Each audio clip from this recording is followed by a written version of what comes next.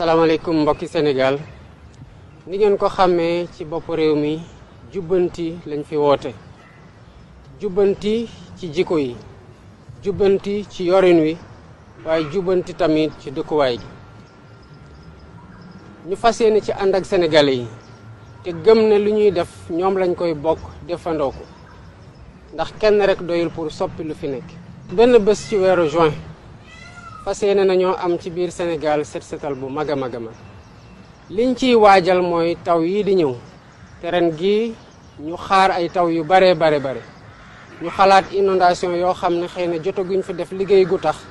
ñu mën ko fànk ñu bëgg a def liggéey boobu ànd ci ak yéen man mii dinaa ci génn keneen dina ci génn ak gouvernement bi yépp ñu jël suñu pelle jël suñuy bale jël suñuy râteau dem def lu ñuy wax curage canaux yi caniveaux yi maanaam fi nga xamante ne foofu la ndox mi di jaar ñu defar ko ba du fat bu ndox mi bu ñëwee dina mën a jaar dem yoonam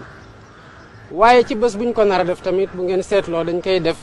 ba pare tabaski ñëw nañu xalaat ne saa yu ñu tilimalee ci lu mënta ñàkk ñu setalaat ko lii nag ñu ngi leen ciy woo yéen ñëpp sénégalais bu mu mën di nekk ak fu mu mën di nekk samedi 1er juin na nga ñëw ñu fekkante ci terrain bi